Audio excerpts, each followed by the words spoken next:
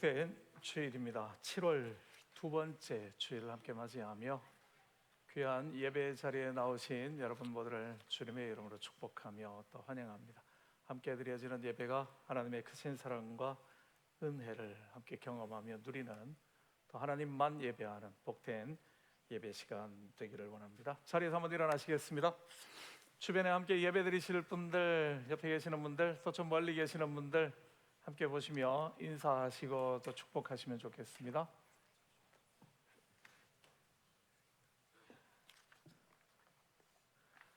우리 함께 하나님 앞에 예배 드리시겠습니다.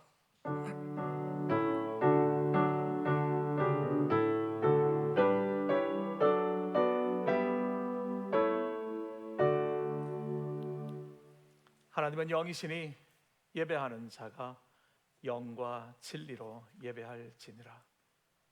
좋으신 아버지 하나님, 오늘도 주님의 은혜를 기억하며 여호와를 가까이 하는 것이 우리의 복임을 알아 오늘도 복된 예배의 자리에 나왔습니다. 주님 앞에 나온 모든 성도들의 발걸음들을 기억하여 주시기를 원하며 아버지 하나님의 한없는 사랑으로 채우시며 주님의 은혜 충만케 하여 주시옵소서. 자격 없는 자들에게 베풀어 주시는 그 크신 사랑과 은혜를 여기까지 경험하며 오게 하심을 인하여 감사드립니다. 오늘도 주님만을 바라보며 아버지 하나님의 뜻을 분별하며 믿음의 자리에 든든히 서가는 하나님의 사람들 우리가 되게 하시며, 함께 예배하는 귀한 시간, 세상이 알지도 못하고 줄 수 없는 주님의 은혜가 주는, 말씀이 주는 기쁨과 감사함 가운데만 거하게 하여 주시옵소서. 찬양팀과 함께 주님을 영화롭게 찬양드리기를 원합니다. 우리의 입술 가운데 함께 하시며 손 높이 들며 주님의 이름을 부를 때에 이 자리 가운데 임재하셔서 홀로 영광 받아 주시옵소서. 감사드리며 예수님 이름으로 기도드립니다. 아멘. 혹 몸이 불편하신 분들, 또 우리 어르신들 자리에 앉으셔서 함께 찬양 드리시면 좋겠고요. 또 우리 모두에게 큰 은혜와 감사의 시간 되기를 원합니다. 우리 함께 찬양팀과 함께 영광의 찬양 하나님께 올려드리도록 하겠습니다.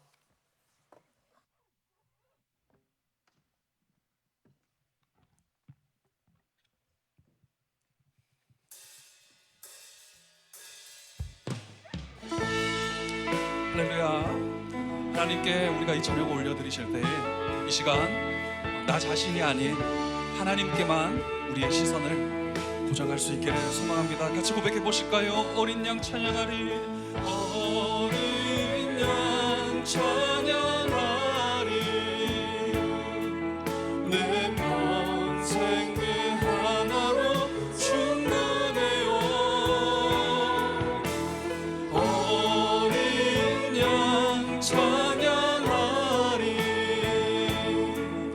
내가 주의 임재 안에서. 계속해서 고백해 보실까요? 내 모든 것, 내 모든 것, 나의 생명까지 다 주님 앞에, 다 주님 앞에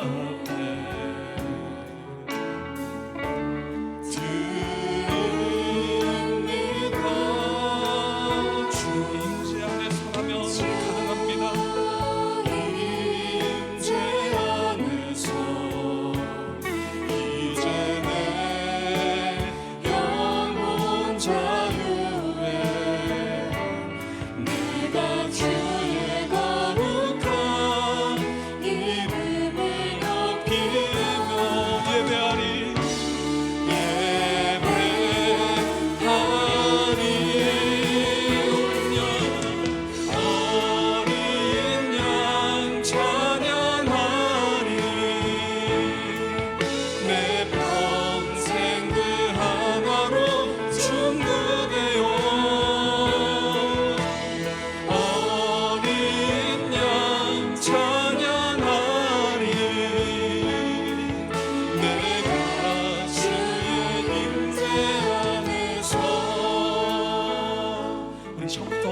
한번 고백드려 보실까요? 내 모든 것입니다. 내 모든 것 나의 생명 우리의 시선을 주님께 고정합시다. 다 주님 앞에 드립니다.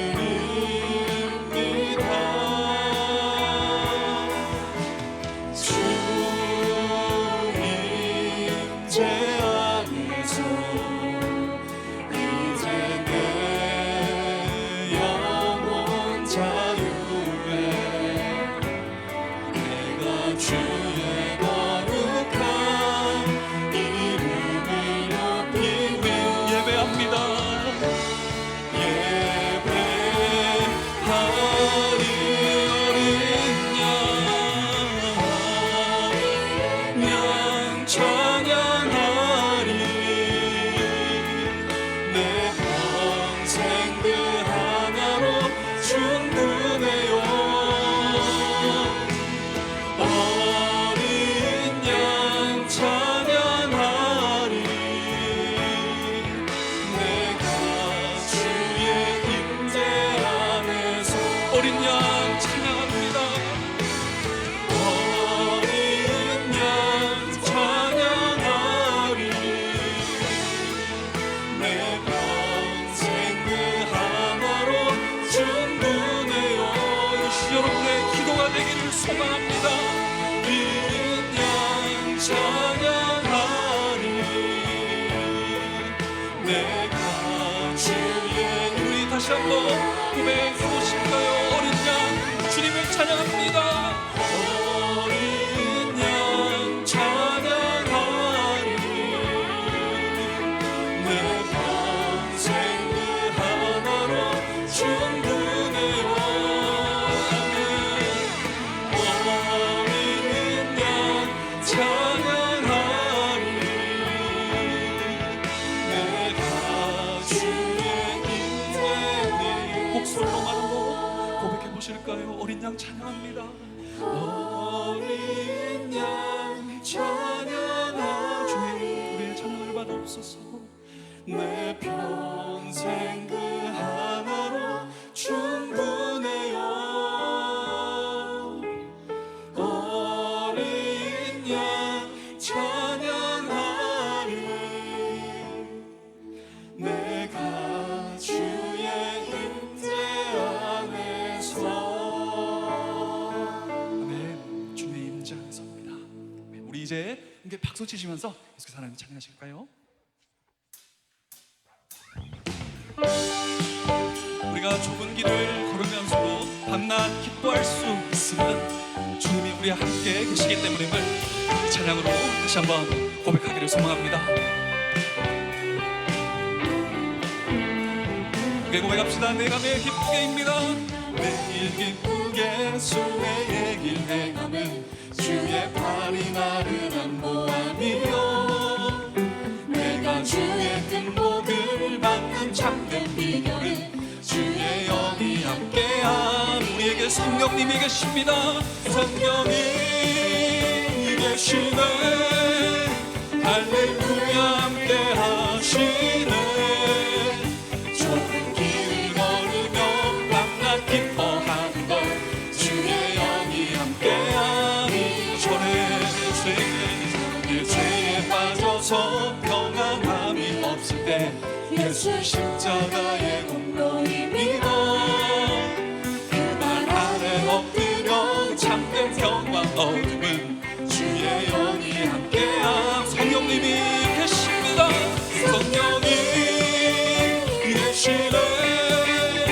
할렐루야 함께 하시네.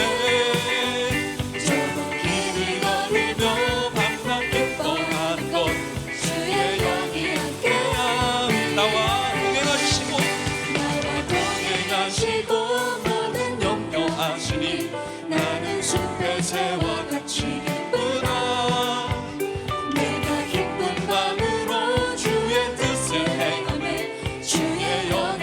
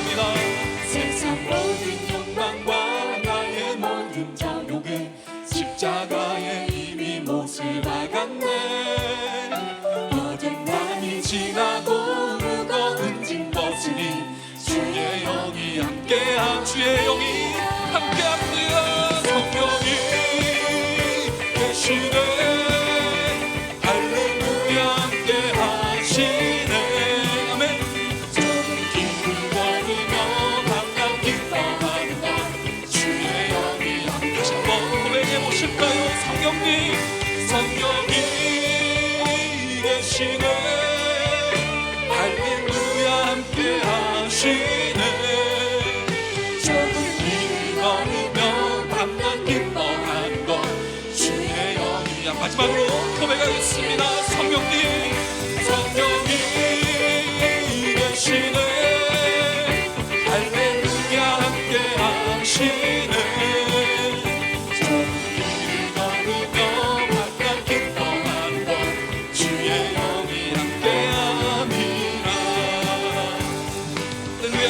계속해서 우리가 우리 주 예수 그리스도를 높이며 찬양하기를 원합니다. 우리가 바라보며 집중할 때는 나 자신이 아니라 이 시간 우리와 함께 계시는 성령님이심을 찬양으로 계속해서 함께 고백하기를 원합니다. 나는 주만 높이리, 결코 내 맘 변치 않네. 세상 모든 권세 모든 영광 십자가 앞에 다 버리고 나의 충성과 내 헌신 내 모든 소망 오직 예수. 나무에 달려 죽으신 그분께 오직 우리 주께 찬양을, 오직 우리 주께 내 믿음 소망 찬양. 거기에 합당한 분 또 오직 만왕의 왕께 엎드려 경배하며 다시 고백합니다. 오직 우리 주께 내 믿음 소망 찬양.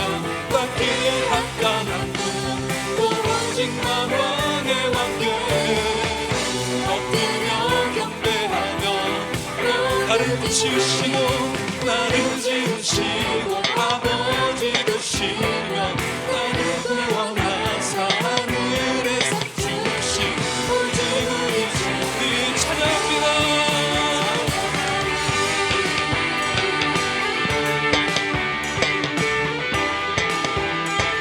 찬양하리 나 찬양하리.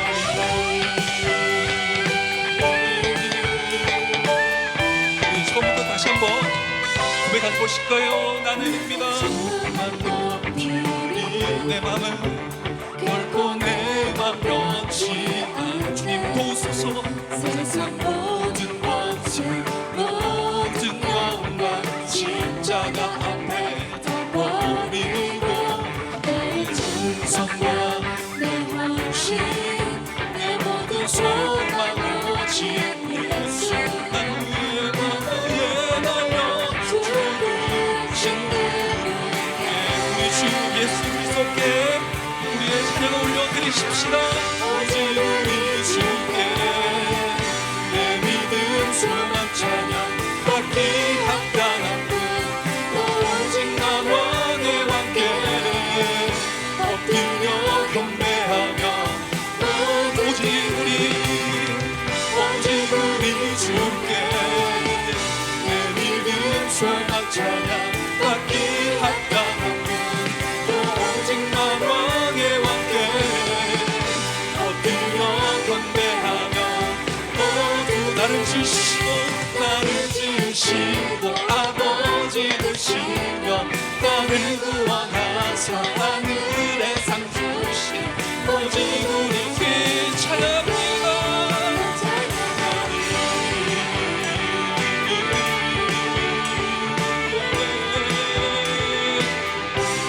나 찬양하리.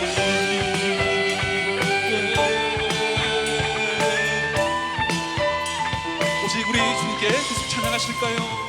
오직 우리 주께 오직 우리 주께 오직 우리 주께 찬양을 올립니다. 오직 우리 주께 오직 우리 주께 오직 우리 주께 계속해서 영광을 돌립니다.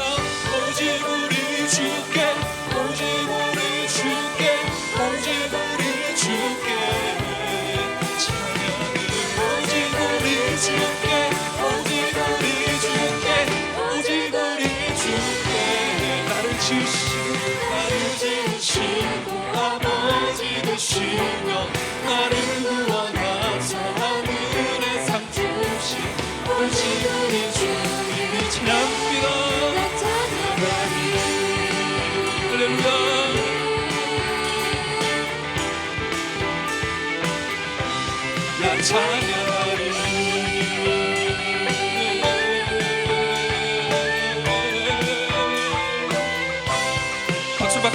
우리 하나님께 감사의 영광의 박수 올려드리겠습니다. 하나님 영광 받으시옵소서.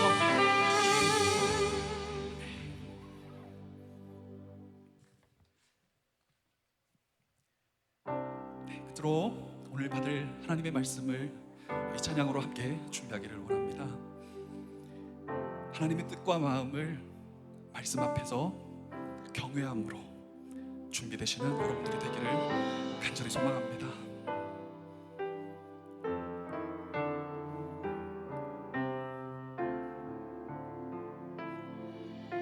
말씀 앞에 서실까요? 말씀 앞에서입니다. 말씀 앞에서 경외함으로 주께 홀로 섭니다.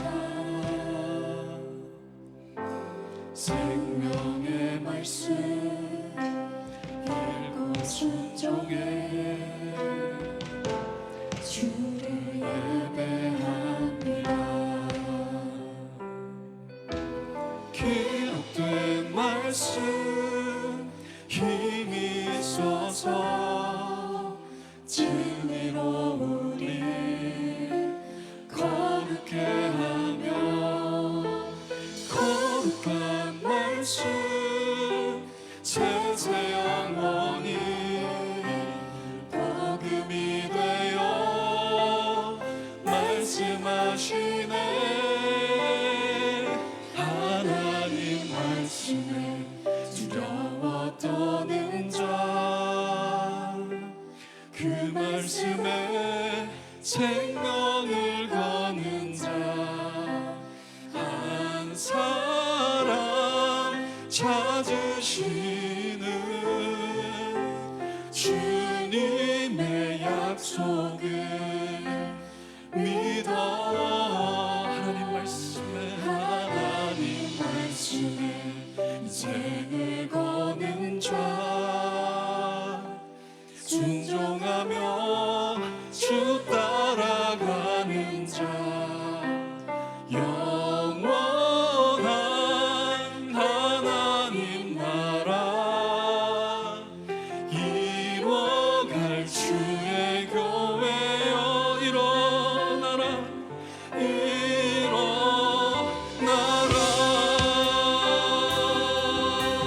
처음부터 다시 한번 고백하겠습니다. 말씀 앞에 서입니다. 말씀 앞에서 경외함으로 주께 홀로 섭니다. 생명의 말씀 읽고 순종해 주를 예배합니다. 기록된 말씀 힘이 있어서 진리로 우리 거룩게 하며 거룩한 말씀 세세 영원히 복음이 되어 말씀하시네. 계속 고백하실까요? 하나님 두려워 떠는 자, 그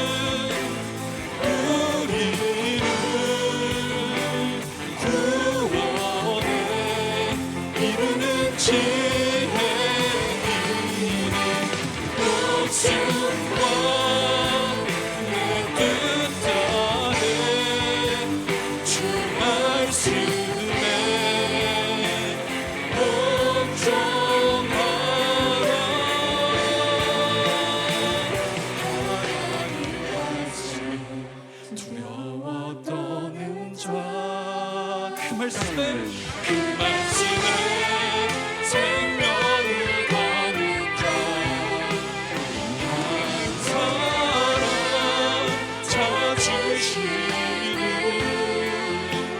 주님의 약속 믿어 하나님 말씀에 생명하는 자 순종하며 주 따라가는 자 영원한 하나님 나라 이뤄갈 주의 교회 여기로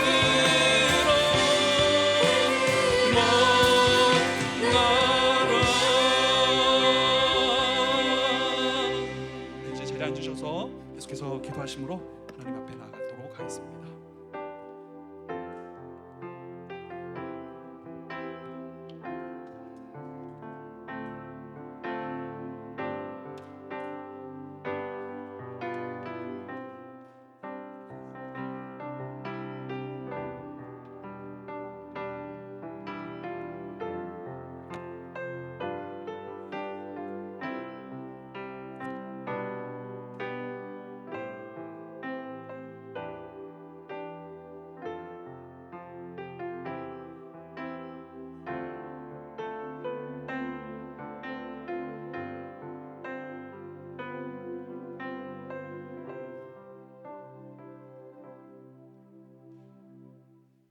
사랑과 은혜가 풍성하신 하나님 아버지, 거룩한 주일 저희를 예배의 자리로 불러주시고 생명과 건강을 허락하셔서 하나님을 찬양하며 예배드리게 하심을 감사드립니다. 지난 한 주간도 하나님의 은혜 가운데 살았지만 저희는 하나님보다 자신의 생각을 앞세우고 말씀에 순종하지 못했던 죄를 고백합니다. 우리의 허물과 부족함을 용서하여 주시고 예수 그리스도의 보혈로 깨끗하게 하여 주옵소서. 또한 베풀어 주신 크고 작은 모든 은혜에 감사드립니다. 오늘 함께 나누는 사무엘상 26장 6절부터 12절의 말씀처럼 다윗이 자신의 뜻이 아니라 하나님의 때와 방법을 기다렸던 믿음을 본받게 하시고 우리도 삶의 모든 순간에 하나님의 뜻을 먼저 구하여 분별하고 순종하는 믿음을 허락하여 주옵소서. 우리 교회가 준비하는 사과목 선교와 캐틀포인트 선교의 모든 일정을 하나님께서 친히 인도하여 주시고 준비하는 손길마다 지혜와 사랑을 더하셔서 모든 사역의 은혜 가운데 잘 마무리되게 하옵소서. 다음 세대에게 복을 내려주셔서 여름방학 동안에도 믿음 안에서 바르게 성장하게 하시고 여행을 떠나는 성도들이 오가는 모든 길을 안전하게 지켜주옵소서. 병상에 있는 성도들과 몸과 마음이 지친 이들, 외롭고 소외된 이들을 찾아가 위로하여 주시고 전쟁으로 고통받는 사람들과 심각한 환경 위기로 신음하는 이 땅의 평화와 회복의 은혜를 베풀어 주옵소서. 복음을 전하시는 선교사님들에게 날마다 새 힘과 위로를 허락하시고 필요한 모든 것을 채워주셔서 맡기신 사명을 끝까지 잘 감당하게 하옵소서. 오늘 말씀을 전하시는 장사원 목사님께 성령의 충만함과 건강을 더하여 주시고 선포되는 말씀이 우리의 심령을 변화시키는 살아있는 말씀이 되게 하옵소서. 예배를 위해 기도와 찬양으로 섬기는 찬양팀의 수고를 기억하여 주시고 보이지 않는 곳에서 봉사하는 모든 손길 위에도 하늘의 위로와 복을 더하여 주옵소서. 오늘 드려진 예배를 하나님 홀로 기쁘게 받아주시고 우리의 삶이 하나님의 뜻을 따라 살아가는 예배가 되게 하옵소서. 이 모든 말씀을 우리 구주 예수 그리스도의 이름으로 감사하며 기도드립니다. 아멘.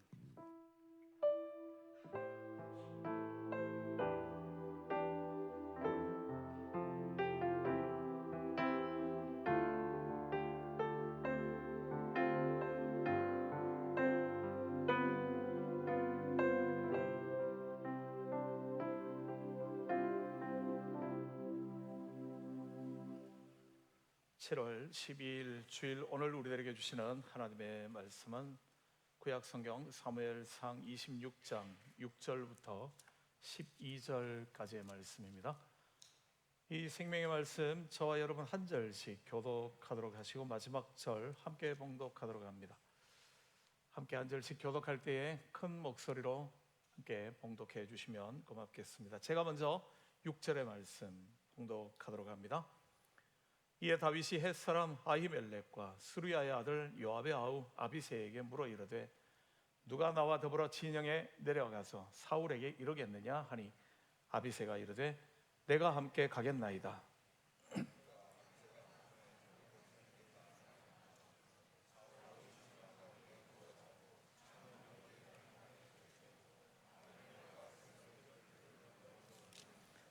아비새가 다윗에게 이르되 하나님이 오늘 당신의 원수를 당신의 손에 넘기셨나이다. 그러므로 청하오니 내가 창으로 그를 찔러서 단번에 땅에 꽂게 하소서. 내가 그를 2번 찌를 것이 없으리이다 하니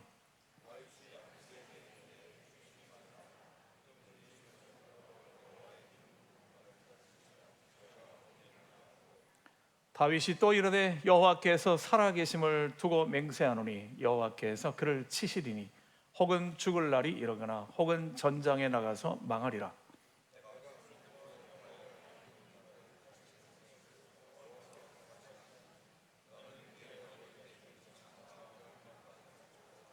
같이 봅니다.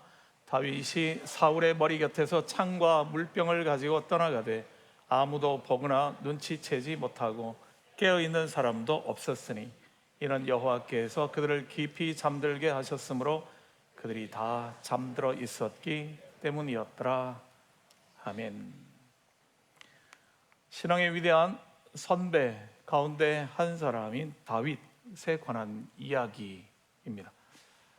이 이야기는 다윗의 나이로 따진다면 그가 왕이 될 때, 이스라엘의 왕이 될 때의 나이가 30세였었기 때문에 지금 이때의 나이는 한 20대 후반, 27, 8 되던 그러한 때에 있었던 이야기라 볼 수 있는 그러한 부분이죠. 다윗이 자기의 부하인 아비새라는 사람과 함께 사울의 진영으로 들어가게 되어지고 그곳에서 사울의 머리맡에 있던 창과 물병을 가지고 나오는 그러한 이야기입니다. 흥미진진한 이야기임과 함께 위험천만한 이야기이기도 하죠. 왜냐하면 다윗과 함께 있었던 사람들의 숫자는 600명의 인원이었습니다. 하지만 이 다윗을 잡기 위하여 왔던 사울은 병사들을 고르고 골라서 뽑아낸 정예병 병사 3,000명을 데리고 왔거든요. 600명과 함께 있는 다윗을 잡기 위하여 3,000명의 병사를 데리고 와 있는 이 이야기를 듣는다면 우리는 사울이 얼마나 다윗을 죽이고 싶어 하는가 하는 것을 알 수 있는 그의 의지의 부분을 알 수 있는 거죠. 그럼과 함께 다윗이 굉장한 위기에 빠졌구나 하는 이야기를 생각할 수밖에 없는 장면입니다. 하여튼 자기를 잡기 위하여 왔다라는 이야기를 듣고 난 다음 다윗은 밤에 아비새라는 사람과 함께 둘이서 사울의 진영이 어떠한가 살펴보기 위하여 내려가게 되어지죠. 그런데 그가 사울의 진영에 들어갔을 때에 놀라운 장면 하나를 맞닥뜨리게 됩니다. 왜냐하면 그가 사울의 진영에 아비새와 함께 들어갔을 때에 그 멀리서만 먼저 봤겠죠. 그런데 워낙 조용하니까 아마 좀 더 가까이 가봤을 겁니다. 그랬을 때에 3,000명이나 되는 병사들이 다 잠들어 있는 것을 발견하게 되는 거죠. 한 명도 빠짐없이 깊은 잠에 빠져 있는 모습이 있을 수 없는 이야기인 거죠. 병사들은 자기들이 진영을 치르고 진지를 구축하고 난 다음이라면 저녁에 잠을 잘 때도 항상 보초병들을 세워놓는 거잖아요. 만약의 사태를 대비하기 위해서 모두가 잠드는 것이 아니라 몇 명의 사람들을 깨워놓고 그들이 진영을 지키고 급한 일이 일어나면 모든 병사들을 깨우게 되는 게 그게 당연한 이야기인데요. 근데 지금 이 장면은 다윗과 아비새가 사울의 진영 안으로 들어왔는데 모두가 다 깊이 잠들어 있는 거죠. 그가 사울에게까지 찾아가게 되어집니다. 그리고 사울이 여러 장군들에 둘러싸여서 잠자고 있는 그러한 모습을 발견하게 되죠. 그런데 병사들이 잠을 깰 것 같지가 않다라는 겁니다. 아비새가 이렇게 이야기를 하게 되어지죠. 절호의 기회입니다. 오늘 사울을 죽인 날입니다. 이 기회는 하나님께서 주신 기회입니다. 그의 말인 거죠. 하나님이 오늘 이 사울을 당신의 손에 넘겨주셨습니다. 붙이셨습니다. 이렇게 무방비 상태로 있을 때에 사울만 죽이게 되어지면, 그러면 모든 병사들은 다 많은 병사들의 부상이나 죽임당함 없이 이 전쟁을, 이 싸움을 끝낼 수 있는 절호의 시간이 되어진 거죠. 아비새는 바로 그렇게 이해를 했습니다. 하나님이 주신 기회, 사람이 만들려고 해도 만들 수 없는 기회, 뒤에 말 그대로 한다면 하나님께서 모든 사람을 깊이 잠들게 만드신 기적과 같은 이야기, 그런 거죠. 똑같은 그 장면을 보고 아비새는 하나님이 우리에게 주신 절호의 기회입니다. 죽여야 합니다. 죽일 수 있는 찬스입니다. 그렇게 이야기를 했다면, 다윗은 똑같은 장면을 보는데 다른 말을 하게 되어집니다. 다윗은 이렇게 이야기하죠. 창과 물병만 가지고 가자. 사울의 목을 잘라서 들고 가는 것이 아닌 창과 물병만 가지고 나가자. 그렇게 이야기를 하는 겁니다. 우리는 이렇게 질문할 수밖에 없겠죠. 아니, 왜 이렇게 좋은 기회가 주어졌는데 왜 안 죽이지? 왜 그냥 가자라는 거지? 모든 사람들이 던질 수밖에 없는 거죠. 이 이야기가 있는 3000년 전 시대뿐만이 아니라 시대를 거쳐서 지금 시대까지 모든 사람들이 이 장면에서 던질 수밖에 없는 질문이죠. 아니, 왜 안 죽이지? 그런 질문이요. 왜냐하면 사울이라는 사람, 그가 지금 다윗을 죽이기 위하여 3000명이나 데리고 왔잖아요. 가만히 있으면 내가 죽임당하는 거지 않습니까?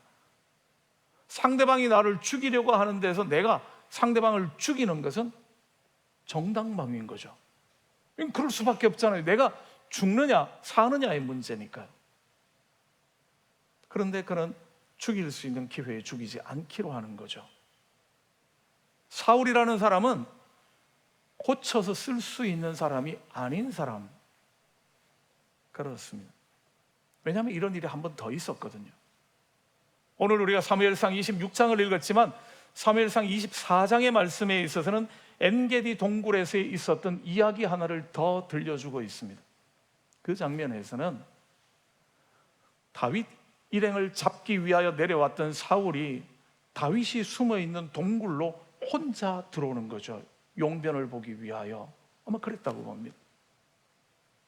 어떤 학자들은 낮잠 자기 위하여 그렇게 이야기하기도 하지만, 어쨌든 다윗과 병사들이 있는 그 동굴 속으로 혼자 사울이 걸어 들어오게 되어집니다.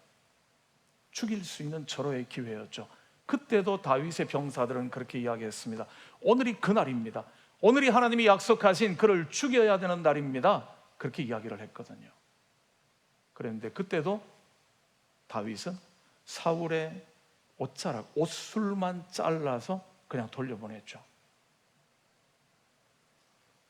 나중에 이 동굴에서 멀리 사울이 멀어지고 난 다음 다윗이 나와서 이 옷술이 누구 겁니까?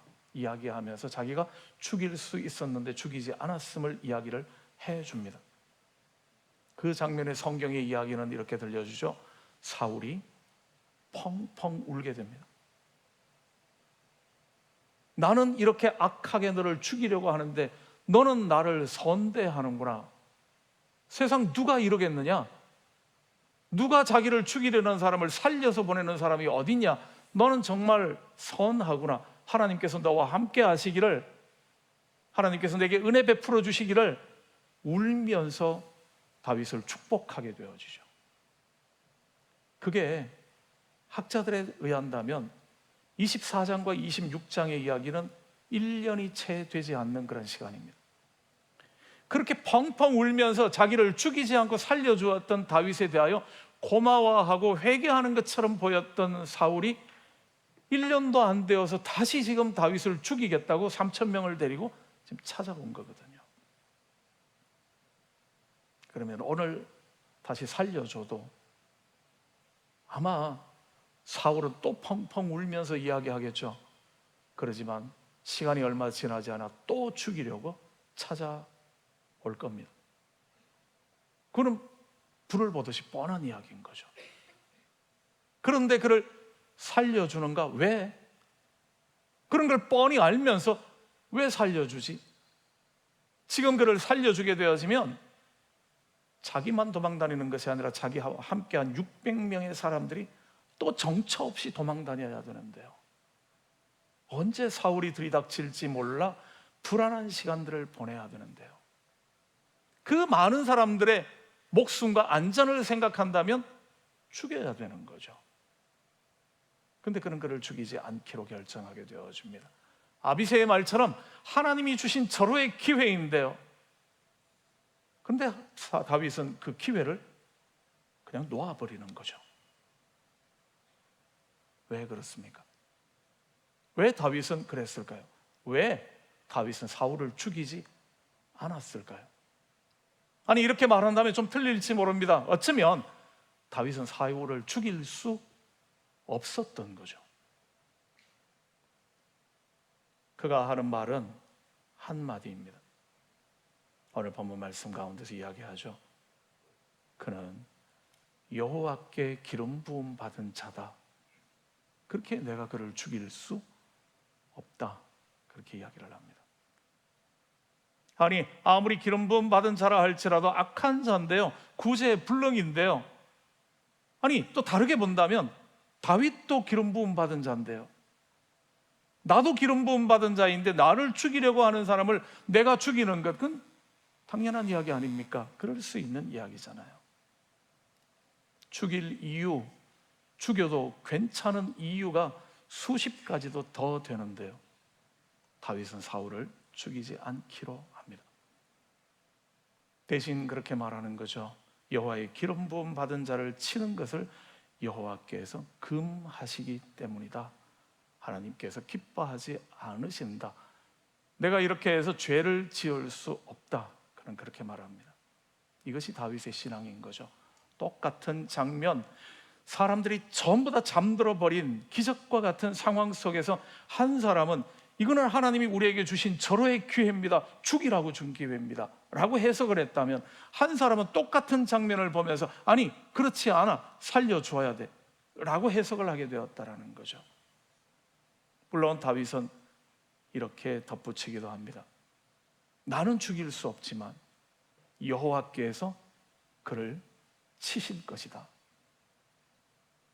왜 여호와께서 치시는가 하면 그는 악한 사람이기 때문에요.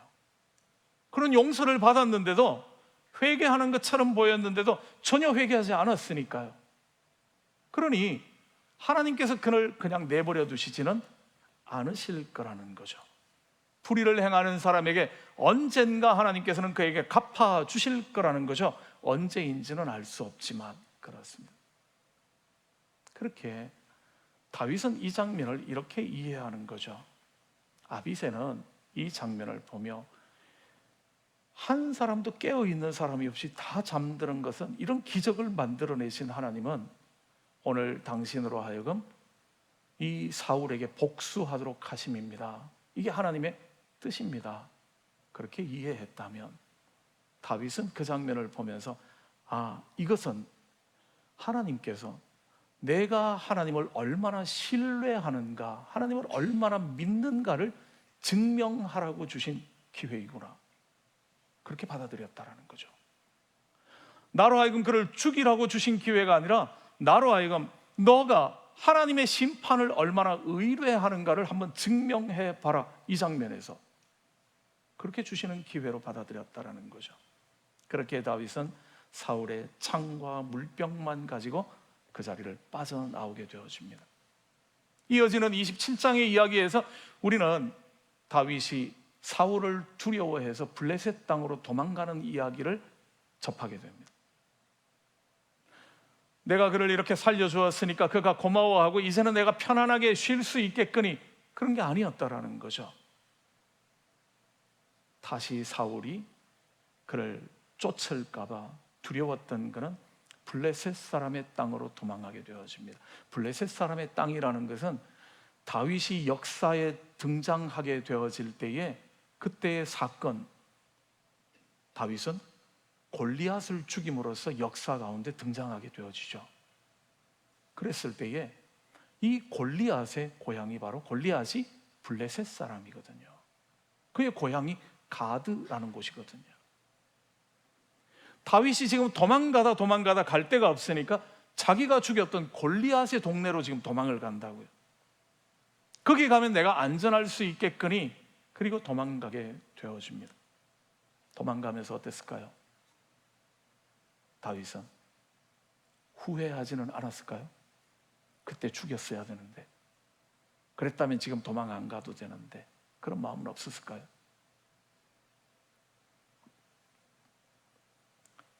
그리스도인들이 많이 사용하는, 저와 여러분들이 많이 사용하는 말 가운데 하나죠. 하나님의 뜻이라는 말요. 그리스도인들은 하나님의 뜻을 알고 싶어 하는 사람들, 그렇죠. 모든 그리스도인 되어졌다 그러면 그 그리스도인들은 하나님이 뭘 원하시는가, 하나님은 뭘 싫어하시지, 하나님은 내가 뭘 하기를 원하시나, 여기에 늘 관심이 갈 수밖에 없는 사람이죠. 그렇기에 앞으로 해야 할 어떤 일들이 놓여져 있으면 하나님의 사람들은 고민합니다. 어느 것이 하나님의 뜻일까? 어디로 가는 것이, 무엇 하는 것이, 이 일 하는 게 맞는 건가, 하지 않는 게 맞는 건가, 하나님은 뭐라고 생각하실까? 늘 궁금해하게 되어지죠. 그래서 많은 그리스도인들은 하나님의 뜻을 알고 싶을 때에 아무리 구해도 잘 안 될 때 여러분들 어떻게 하시죠? 금식기도 해야 되겠다, 갑자기 밥을 굶기 시작하면서 하나님의 뜻을 알려달라고 막 떼를 쓰기 시작하기도 하죠. 철야기도 하기도 하고요. 기간을 정해놓고 하나님이 뜻을 알려주시기 전에는 제가 멈추지 않겠습니다, 뭐 이러는 사람들도 있을 수 있고요. 그만큼 하나님의 뜻을 우리는 알고 싶어 하는 거죠. 그런가 하면 지나온 많은 사건들도 돌아보면서 우리는 이렇게 말할 때가 많습니다. 하나님의 뜻이었습니다, 이렇게 말할 때가 많죠. 지나오면서 행했던 좋은 선택들, 잘된 선택들을 가지고도 하나님께서 하나님의 뜻을 이루어 주셨습니다, 그렇기도 하지만 때로는 우리가 잘못된 선택들이나 그릇된 일들을 했을 때도 하나님의 뜻이 있을 거야, 뭐 그렇게 이제 합리화시키기도 하는 거죠. 어쨌든 그리스도인으로 살아가게 되어지는 저와 여러분들에게 이 하나님의 뜻에 대한 궁금증들, 또 하나님의 뜻을 알고 싶고 그 뜻을 행하고 싶은 그런 욕망들이 늘 있다라는 거죠. 하나님의 사람들은 그렇습니다. 그래서 하나님의 뜻을 알게 되어질 때 우리는 겸손해지기도 하고요, 때로는 낙심하거나 절망할 자리에서도 낙심하지 않고 절망하지 않을 수 있는 힘은 이 하나님의 뜻이 있기 때문이다 하는 것 때문에 그럴 수 있죠. 그렇게 모든 그리스도인들의 삶 가운데서 하나님의 뜻은 참으로 중요한 겁니다. 우리가 마땅히 알아야 할 부분들이죠. 그렇다면 이런 질문을 한번 해보면요, 우리의 삶을 살아가게 되어지면서 하나님의 뜻이 정말 무엇인지를 모를 때는 얼마나 되십니까? 어떤 일을 선택해야 할 때, 어떤 일을 결정해야 할 때 나는 하나님의 뜻이 뭔지 모르겠다, 이러는 경우들은 삶 가운데 얼마나 많습니까? 얼마나 자주 있습니까? 제가 이런 질문을 하게 되는 의도는 이렇습니다. 어쩌면 많은 그리스도인들이 하나님의 뜻을 몰라서 주저하고 있거나 하나님의 뜻을 알려달라고 이야기하는 게 아니라 알면서도 하나님의 뜻을 보여달라고 자꾸 이야기하고 있지는 않을까 하는 의구심 때문에 그런 거죠. 우리가 마땅히 해야 할 일, 하나님께서 무엇을 원하시는가, 그게 혼란스러운 그런 문제들도 있지만 대부분의 많은 문제에 있어서는 뜻이 분명할 때가 많죠. 우리는 이 땅을 살면서 옳은 일을 선택해야 하죠. 바른 일을 선택해야 하죠. 상황에 맞추어서 무엇을 선택하는 것이 아니죠. 진리를 선택해야 되는 거죠. 그런데 이 진리가 헷갈리는 경우들이 많이 있냐 하는 거죠. 어쩌면 하나님 앞에 나와서 하나님의 뜻을 알려주십시오 라고 이야기할 때에 대부분의 사람들이 하나님의 뜻을 몰라서가 아니라 내 욕심과 내 생각과 자꾸 충돌이 되기 때문은 아닌가 하는 겁니다. 하나님의 뜻은 분명하게 서 있는데 그것을 따른다라고 했을 때에 내 욕심, 내 고집 또는 내 이익에 손해가 될 것 같을 때에 우리는 하나님의 뜻이 뭔지를 뻔히 알면서도 하나님 앞에 나와서 하나님의 뜻을 알려달라고 이야기하지는 않는가 하는 질문이죠. 이스라엘 백성을 이집트에서 끌어내신 주님께서 시내산에 그들을 데리고 가시고 그곳에서 제일 먼저 주셨던 것은 십계명 돌판이었죠. 십계명 돌판에 하나님이 뭘 원하시고 뭘 싫어하시는지를 이미 다 기록해 주셨죠. 가장 기본적인 거를요. 너희는 나 외에는 다른 신들을 두지 마라. 하나님이 원하시는 거라는 거죠. 우상 만들지 마라. 내 이름을 망령되이 일컫지 마라. 하나님 앞에 예배하는 안식일을 기억해서 거룩하게 지켜라. 이 하나님을 향한 마땅히 해야 할 일들이라고 이야기하는 거죠.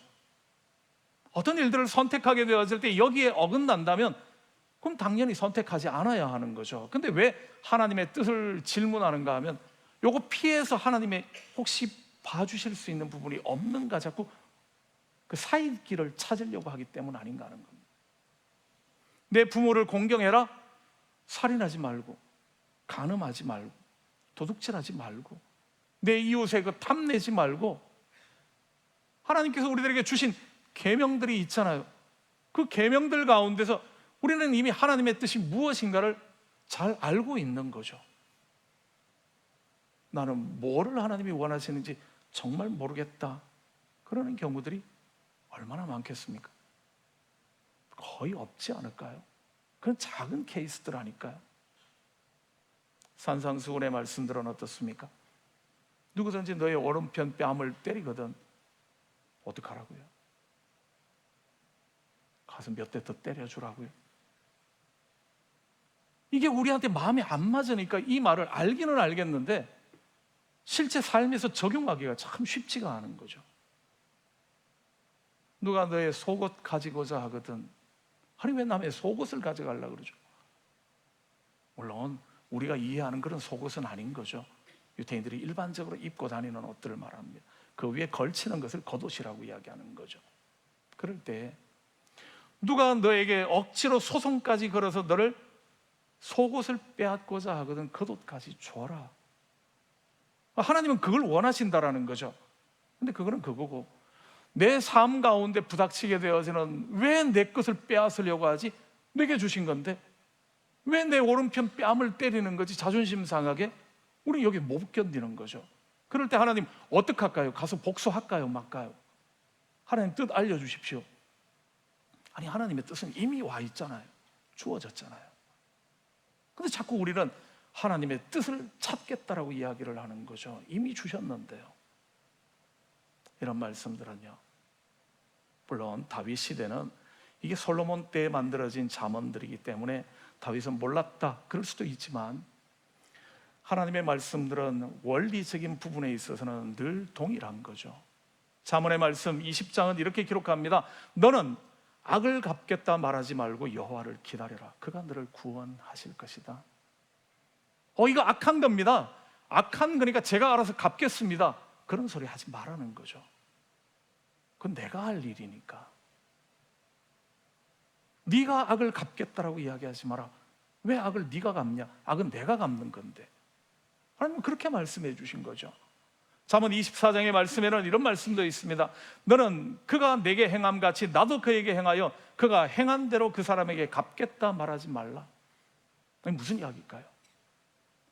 그 사람이 나를 속이고 그 사람이 나를 힘들게 하고 그 사람이 나의 오른쪽 눈을 상하게 했으니까 나도 그 사람의 오른쪽 눈을 상하게 하고 그를 힘들게 하겠습니다.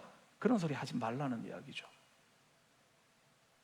이미 하나님의 뜻은 성경을 통하여 우리들에게 다 주어져 있는 말씀들, 그렇지 않습니까? 그런데 우리가 자꾸 하나님의 뜻을 모른다고요? 아비새는 하나님의 뜻을 몰랐을까요? 아니면 하나님께서 뭐라고 말씀해 주시는지를 원수 갚는 것은 내가 할 일인데 너희가 할 일들이 아닌데, 너희는 악한 자가 너를 대적하거든 오히려 너희는 선으로 갚아주어라. 너희가 그렇게 하는 것이 악을 용인해 주자라는 것이 아니다. 너희가 악과 싸우면서 더 악한 사람이 될까 봐 하나님은 그래서 우리를 아끼시는 거죠. 너희가 악한 사람과 대항하여서 그의 악을 내가 갚겠다라고 말하는 순간에 때로 너희가 그 악을 갚기 위해서 더 악한 자가 되어져야 될 때가 있으니까 하나님의 백성은 그럴 필요가 없다라는 거죠. 악은 내가 갚아줄 거니까 그걸 나에게 맡기고 너희는 평안함을 누리라. 오히려 선으로 갚아줘봐라. 그래서 그를 부끄럽게 만들어라. 그런 이야기잖아요. 그런데 모든 사람이 다 잠들어 있고 죽일 절호의 기회가 되어지니까 뭐라고 하나님의 뜻을 보면 해석하게 되어집니까? 아, 죽이라는 사인인가 보다. 그렇게 되는 거죠. 근데 그 자리에서 아니야, 이거 죽이라는 사인이 아니야. 내가 하나님께서 원수 갚는 것은 하나님이 갚으시겠다 그랬으니까 그분을 내가 얼마나 의뢰하고 신뢰하는지를 보여주라는, 지금 그 장면에 하나님의 뜻이 무엇인가를 알게 해주는 장면이야 라고 해석해낼 수 있는 게 다윗이었다라는 거죠. 때로는 하나님의 뜻이 정말 뭔지 모르겠습니다 그러는 때들도 있을 수 있죠. 그렇다면 그 말은 다른 의미가 아닐 겁니다. 정말 하나님의 뜻이 뭔지를 모르는 그런 답답한 상황이 되어지십니까? 그렇다면 그 말은 다른 말이 아니라 우리가 하나님의 말씀과 멀리 떨어져 있다라는 이야기죠. 주의 말씀은 내 발의 등입니다. 내 길의 빛입니다. 말씀해 주셨거든요. 하나님의 말씀만이 우리를 온전케 하시는 겁니다. 주의 말씀이 우리를 다듬어 내시며 무엇 해야 하고 무엇 하지 말아야 하는지는 이미 말씀을 통해서 다 말씀해 주셨습니다. 그러니까 필요하면 이 말씀 앞으로 들어가십시오. 왜 모르는가 하면 안 읽었기 때문에요. 말씀 앞에 서지 않으니까 모르는 거죠, 하나님의 뜻을. 그래서 하나님의 뜻을 정말 모르겠다 그럴 때가 된다면 모르겠다가 아니라 말씀 앞으로 가야 할 시간인가 보구나, 내가 더 많이 하나님 앞에 무릎 꿇어야 할 시간이구나, 그렇게 받아들여야 한다라는 거죠. 하나님은 우리를 사랑하시는 하나님께서 이 말씀, 성경 66권의 말씀을 통하여 우리 모두에게 이 땅을 정말 아름답고 행복하게 살아갈 수 있는, 하나님의 뜻대로 살아갈 수 있는 방법들을 다 알려주셨기 때문에요. 말씀을 깊이 묵상하게 되어질 때 우리가 헷갈릴 부분이 하나도 없다라는 거죠. 근데 욕심을 가지고 보게 되어질 때는 늘 혼란스러울 수 있다라는 겁니다. 그렇게 말씀 앞으로 가라는 거죠. 다윗의 위대함은 바로 여기에 있습니다. 대부분의 사람들이 보고서 이런 상황을 본다면 나를 까닭없이, 내가 죄가 없는데도, 내가 한번 용서해 줬는데도 그럼에도 불구하고 또 똑같이 나를 힘들게 하는 사람, 그 사람에게 이제 원수를 갚을 시간입니다. 누가 봐도 이거는 원수 갚을 시간입니다. 아비새의 말처럼 하나님이 이 시간을 허락하신 겁니다. 기적입니다. 이렇게 말할 수 있는 시간에 오히려 그 문제를 다르게 보는 거죠. 아, 이 시간은 내가 하나님을 얼마나 신뢰하고 하나님께 모든 걸 맡기는 사람인가를 보여주어야 할 시간이구나, 하나님 앞에 증명해야 할 시간이구나, 그렇게 받아들이게 될 때에 그는 죽이는 대신에, 사울의 목을 가지고 나오는 대신에 그의 창과 물병만 가지고 나오게 되어지는 거죠. 바른 분별, 바르게 분별하는 것은 순종으로 이어져야지만 합니다. 하나님의 뜻이 무엇인가를 알겠습니다. 그랬으면 아는 것으로 그치는 것이 아니라 이제 행동으로 이어져야 하는 거죠. 겟세마네에서 예수님께서 기도하실 때에 그러셨죠. 십자가를 눈앞에 놓고 주님, 이 잔을 내게서 떠날 수만 있다면 떠나게 해주십시오. 이 잔을 받지 않을 수만 있다면 받지 않았으면 좋겠습니다. 이 인간적인 기도를 드리게 되어집니다.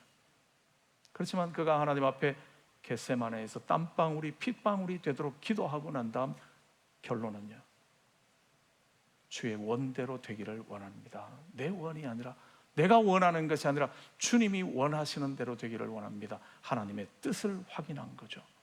그 하나님의 뜻이 확인되었을 때에 그는 아무 말 없이 침묵함으로 십자가의 길을 걸어가게 되는 거죠. 죽는 길인데요, 기꺼이 죽음을 맞이하게 되는 거죠. 다윗이 하나님의 뜻을 확인하게 되었을 때에 그는 사울의 목을 베는 대신에 다시 고달픈 도망자가 되기로 결단하는 겁니다.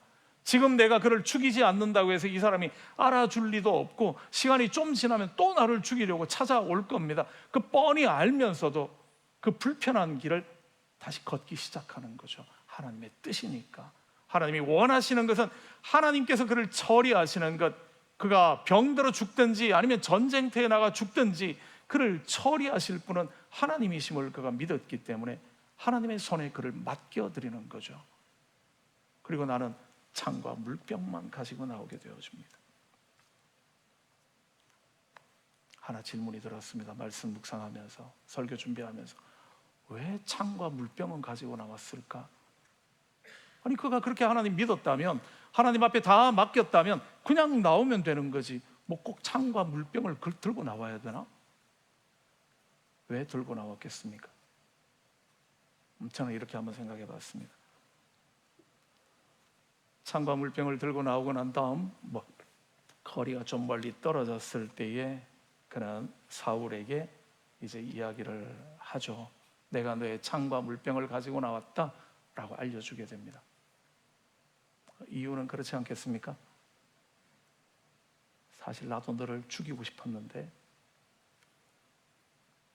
내가 죽일 수 있었는데 네 머리맡에 있던 거니까 내가 거기까지 들어가서 너를 참 죽이고 싶었지만, 그러나 하나님께서 나를 말리셨다. 하나님께서 너를 살려주셨다.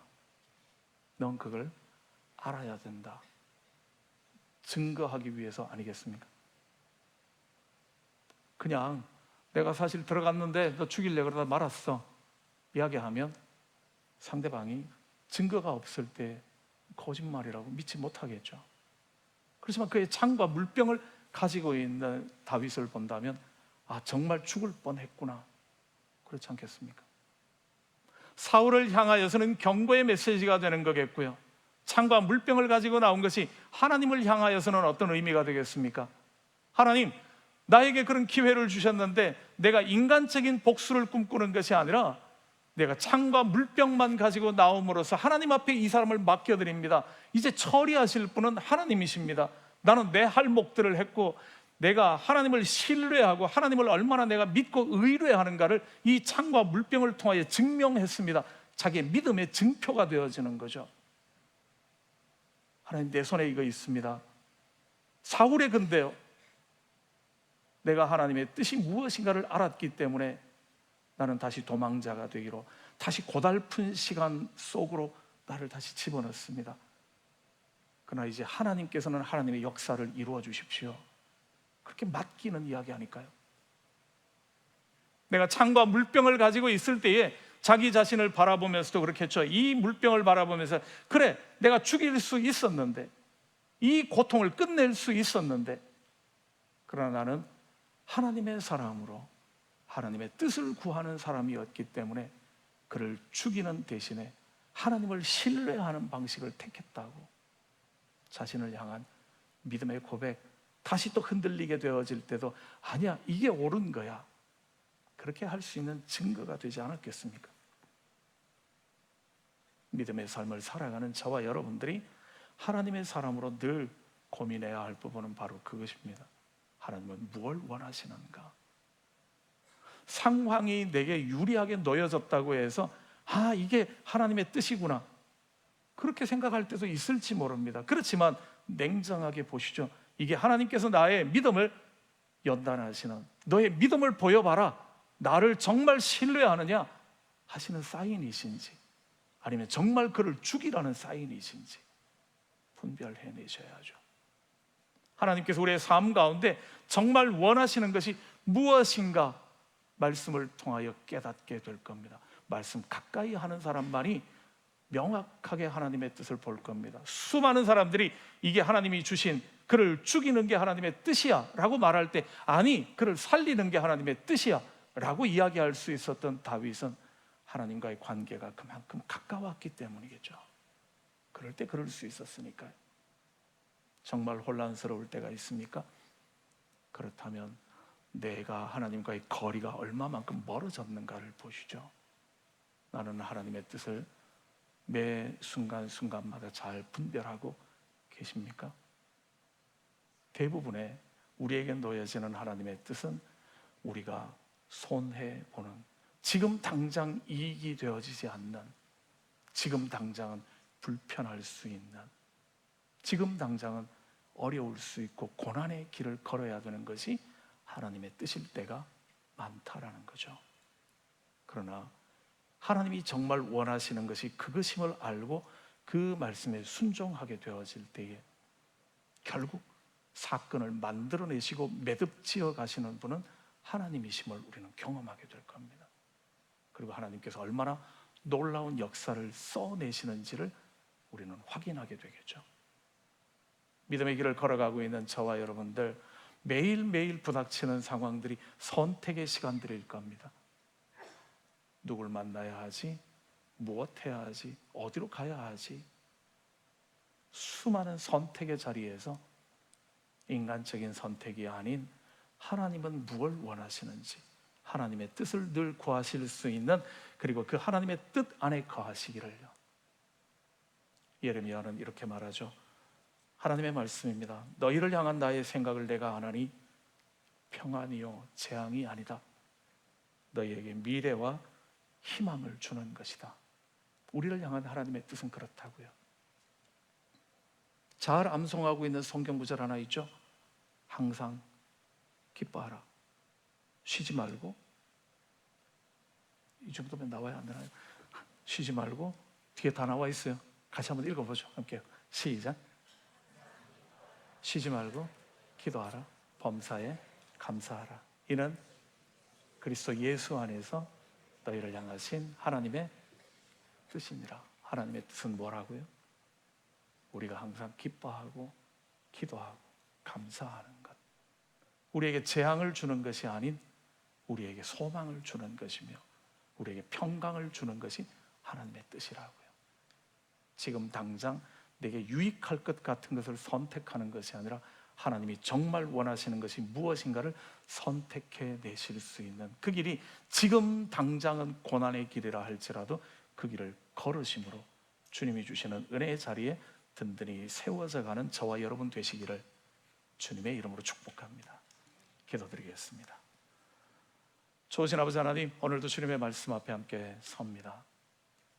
인간의 눈으로 바라볼 때에 대답은 분명하지만 그것이 과연 하나님의 마음에 합한 것인지 다시 한번 하나님의 뜻을 분별할 수 있는 지혜를 허락하여 주시기를 원하며 우리의 평안함과 우리의 만족과 우리의 유익함을 구하는 것이 아닌 하나님이 기뻐하시며 하나님이 원하시는 바로 그 길, 때로는 다시 도망자가 되어야 하며 때로 다시 블레셋 땅으로 도망가야 하는 그러한 힘겹고 어려운, 때로 수많은 사람들의 고통을 감내해야 하는 그러한 자리에 처할 수도 있지만, 그러나 주님께서 그 모든 것들을 선으로 만들어내시는 그 크신 사랑과 은혜의 역사를 우리가 늘 기억하게 하여 주시옵고, 온전한 믿음의 자리, 하나님의 뜻을 분별하는 자리에 서가는 주의 성도들 다 되게 도와 주시옵소서.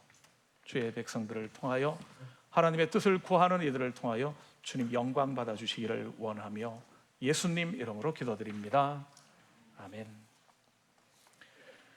네, 오늘 예배에 방문하신 분 또 등록하신 분이 계셨습니다. 오늘 말씀드리겠습니다. 1부 예배 오셨었는데요. 지금 3부 예배, 2부 예배는 아닐 것 같은데요. 우리 이용숙 집사님, 친정 부모님 되시는 이창우 안수 집사님, 김명순 권사님, 예배에 참석하셨었는데 2부 때는 안 계시죠? 1부 때 오셨죠? 예. 그다음에 2부 예배 방문하신 분요, 우리 최하진, 우리 청년 가정이 누구신지 관계가 안 적혀 있어서 잘 모르겠는데요. 임수연, 최현준 방문하셨는데요. 자리에서 한번 일어나시면 환영하겠습니다. 어디 계시는지요? 제일 뒤에. 네, 반갑습니다. 환영합니다. 임수연 집사님인 거죠? 지금 제가 눈이 나빠서 안 보여서. 그죠? 예, 반갑습니다. 그래서 방문하셨다는 이야기 들었고요. 그 다음에요, 정광한 송하나 집사님 부모님이시라고요. 수동교회 정병문 안수 집사님, 이정열 권사님 예배 참여하셨는데요. 어디 계십니까? 일어나시면 환영하겠습니다. 예, 반갑습니다. 환영합니다. 방문하시는 시간 복된 시간들 되시면 좋겠습니다. 아마 양해를 구해야 될 것 같아요. 제가 지금 눈이 갑자기 많이 나빠져서 요 앞줄 외에는 누가 누구신지가 지금 제대로 거의 안 보이는 상황이어서 어슴푸레 지금 모습들만 보고 있습니다. 그래서 제대로 잘 못 알아볼 때 양해해 주시기를 바랍니다. 우리 지우준 집사님 부모님 지성환, 최병환 장로님 목사님이신데요. 우리 지구촌 교회 목사님이신데 한 달 계신다고요? 일어나시면 환영하겠습니다. 예, 반갑습니다. 네, 방문하시는 시간들 은혜의 시간 되시면 좋겠고요.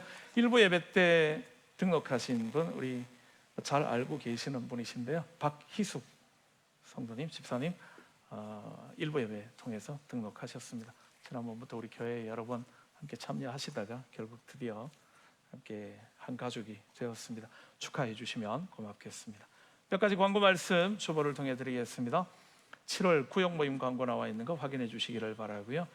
2부 예배 방송부로 섬길 분들을 찾고 있습니다 하는데요. 혹시 관심 있는 분들 우리 김두현 집사님과 김용현 집사님께 확인해 주시면, 신청해 주시면 좋겠습니다. 20기 제자반과 또 13기 사역반 과정 오늘까지 신청서 접수해 주십시오 하는 광고 드립니다. 20기 제자반 201 과정은 6주 과정으로 진행되어지는 제자훈련의 터 다지기의 과정이고요.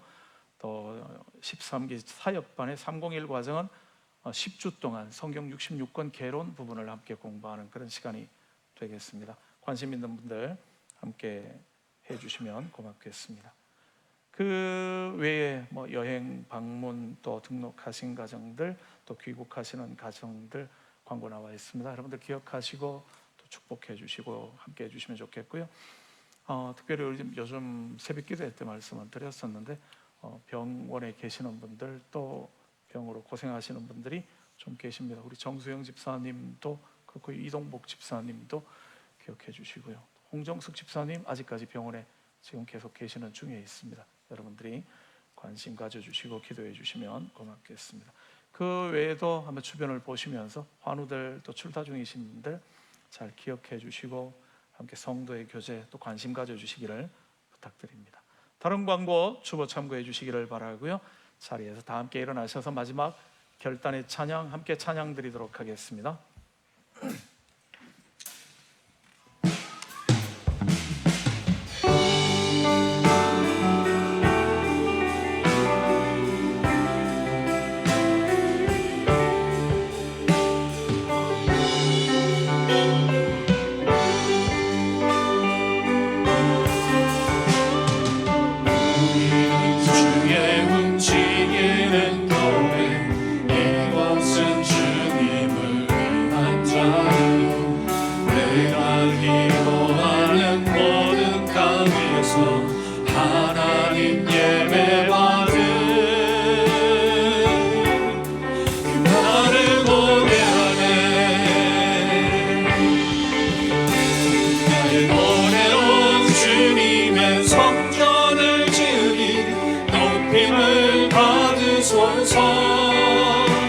이스라엘 찬송 중거하신 주님은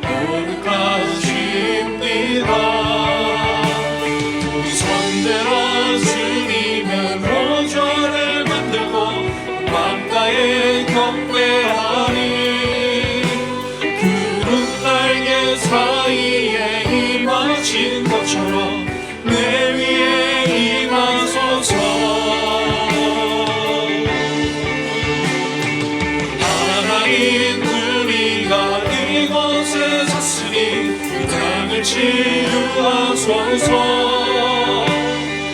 하나님 우리가 어디에 있든지 주를 높이리라. 병을 받느라 주님을 송축할지로다. 그 발 아래 입 맞추라. 영원한 통치자 주 예수 그리스도 그는 위대하신 왕.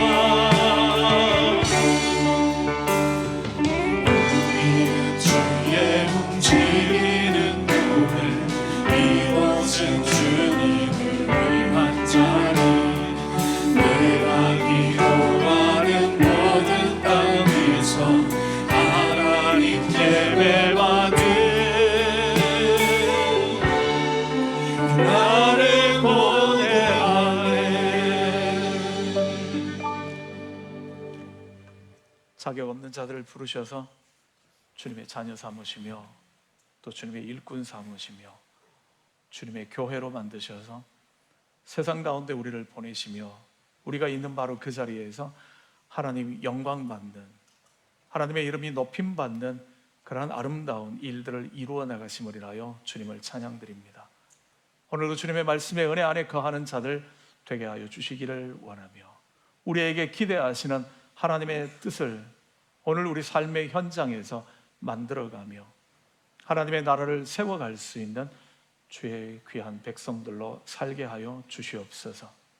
오늘도 아버지 하나님 앞에 예배드리러 나오며 우리에게 허락하신 것들 가운데 거룩하게 구별하여 예물로 올려드립니다. 기쁘게 흠양하여 주시기를 원하며 예물을 드리는 이들에게 주님이 약속하신 부족함이 없게 하시는 일용할 양식들로 날마다 채워주시기를 원하며 드려진 예물이 사용되어지는 곳에서 하나님의 나라가 이루어지며 하나님의 뜻이 이루어지게 하여 주시옵소서. 모든 눈물 흘리는 자들의 눈물이 닦여지게 하시며 모든 고통받는 자들의 고통이 씻어지는 그런 은혜 있게 하여 주시오며 하나님의 나라가 든든하게 세워지는 은혜 허락하여 주시옵소서. 오늘도 육신의 질병으로 고통하며 주님의 도우심을 구하는 무릎 꿇는 기도하는 간절하게 부르짖는 성도들의 기도에 귀 기울여 응답하시며 주님의 치유의 은혜를 더하여 주시옵소서. 먼 길 출타 중인 성도들 가고 오는 발걸음들 은혜와 평강으로 늘 인도하여 주시기를 원하며 어디 있든 하나님을 예배하는 예배자로 살게 하여 주시옵소서. 오늘도 앞길들을 주님께 맡겨드리며 무엇 해야 할지 어디로 가야 할지 답답해하며 주님의 도우심을 구하는 이들에게 주님만이 길이 되어주시며 능력이 되어주셔서 오늘도 주님 안에서 참 평강을 경험케 하여 주시옵소서. 길이요 진리요 생명 되시는 우리 구주 예수 그리스도의 무한하신 은혜와 아버지 하나님의 그 크신 사랑하심과 성령님의 교통하시며 늘 함께 하시는 귀한 은혜가 오늘도 하나님의 뜻을 분별하며 그 뜻 안에 순종함으로 하나님의 역사를 이 땅 가운데 이루어가는 주님의 참 좋은 일꾼들로 살기로 다짐하며 머리 숙인 주의 성도들 위해 이들의 가정과 생업 가운데 이제로부터 영원토록 함께 하시기를 간절히 축원하옵나이다. 아멘.